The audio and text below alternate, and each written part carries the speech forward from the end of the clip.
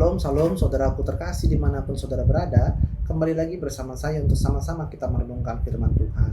Tema pada kesempatan kita kali ini adalah jangan sombong. Nah, dalam renungan singkat kita kali ini akan saya ambil di dalam Yesaya, pasalnya yang kedua, ayatnya yang ke-11. Manusia yang sombong akan direndahkan, dan orang yang angkuh akan ditundukkan. Banyak orang yang merasa bangga dengan apa yang mereka miliki. Nah, kita jangan sampai menjadi salah satu dari orang-orang ini, begitu ya. Tak perlu bangga, ya, karena saat kita kaya dengan ilmu kita, begitu ya, bahkan kaya harta kita, ya. Yang tadi kaya ilmu, yang terus yang berikutnya kaya harta, begitu. Maka akan sangat sulit untuk berbagi dan takut tersaingi kalau dirinya selalu merasa kaya, ya, dan juga bangga. Maka otomatis dia akan takut tersaingi, saudara, ya, dan lebih lagi akan menjadi sombong. Nah, ketika menjadi sombong ini berbahaya, ya, sangat berbahaya. Maka akan haus dengan pujian dan meremehkan orang lain. Waduh, udah haus pujian, sering meremehkan orang lain. Aduh, ini sungguh sifat yang tidak terpuji sekali, ya. Buat apa sih sombong, begitu ya? Kita ini dilahirkan dalam keadaan telanjang, saudara. Tidak membawa nama, tidak membawa gelar ataupun kekayaan sedikit pun, ya. Kita lahir pun karena pertolongan orang lain loh, ya. Karena kita tidak berdaya, dalam keadaan telanjang, begitu ya, lahir dengan ketidakberdayaan kita butuh pertolongan orang lain, ya. Kita tidak bisa lahir dengan sendiri, ya. Jadi buat apa kita sombong, begitu ya?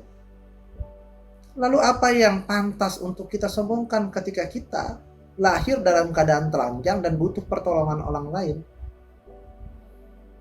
Apa yang harus kita sombongkan? Kesombongan dapat menjadi bumerang loh buat diri kita sendiri, ya. Saat kita sombong, sebenarnya kita itu sudah menjadi egois, ya, dan tidak membutuhkan orang lain. Bahkan kesombongan dapat menjadi bom waktu buat kita. Akhirnya kita terhantam oleh kesombongan kita sendiri, ya. Nah, bagaimana saat kita mengalami kesulitan dan kesukaran?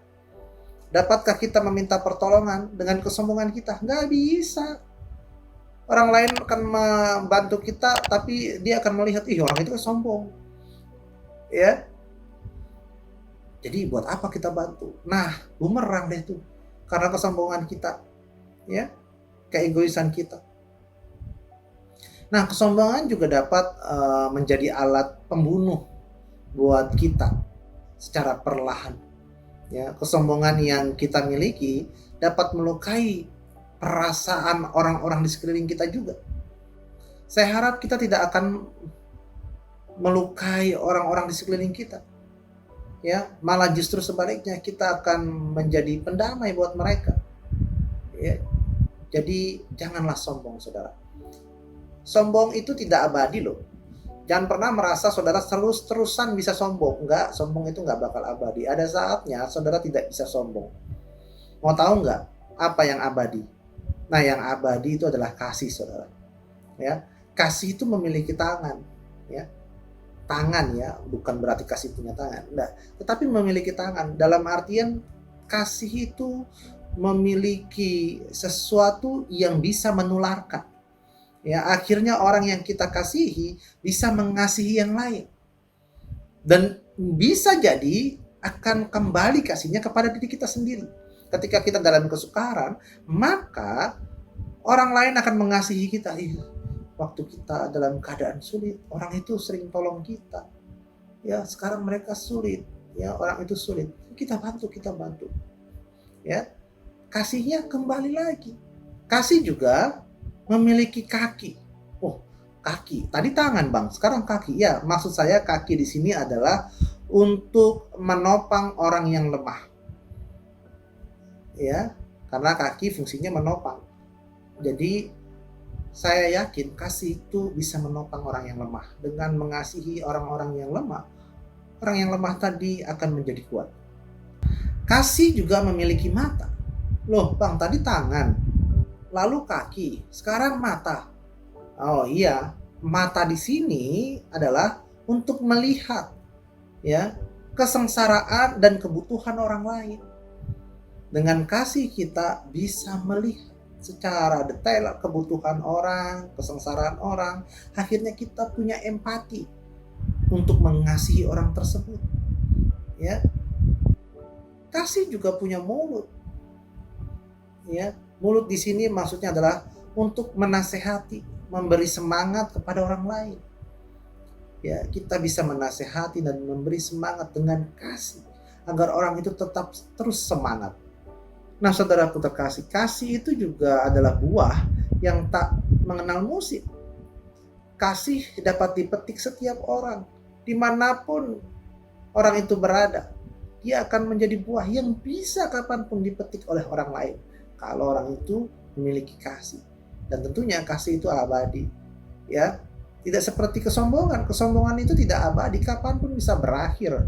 Kesombongan kita itu bisa sia-sia, bahkan menjadi bumerang buat diri kita sendiri. Walau kasih tak selalu dibalas manis dan tidak selalu disambut hangat, ya, tapi janganlah pernah berhenti berbuat kasih, saudara. Ya, jangan pernah berhenti berbuat kasih kepada orang lain.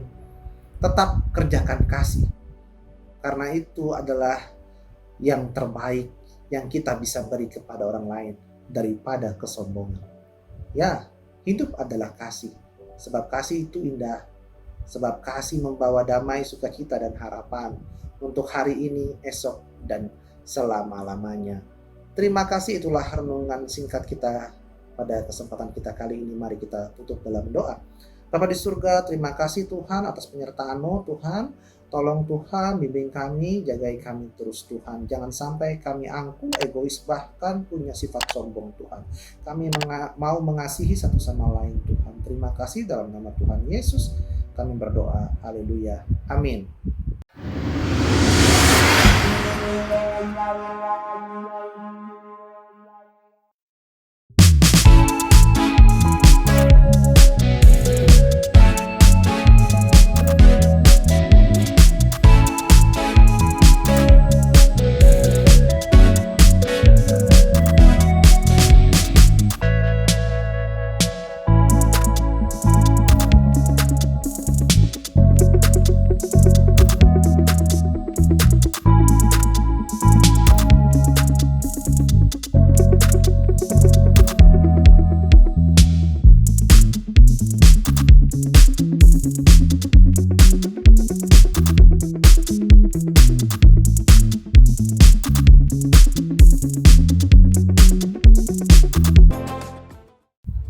Saudara terkasih, bila mana saudara merasa diberkati oleh video-video ini, saudara bisa teruskan video ini kepada kerabat dan teman-teman saudara.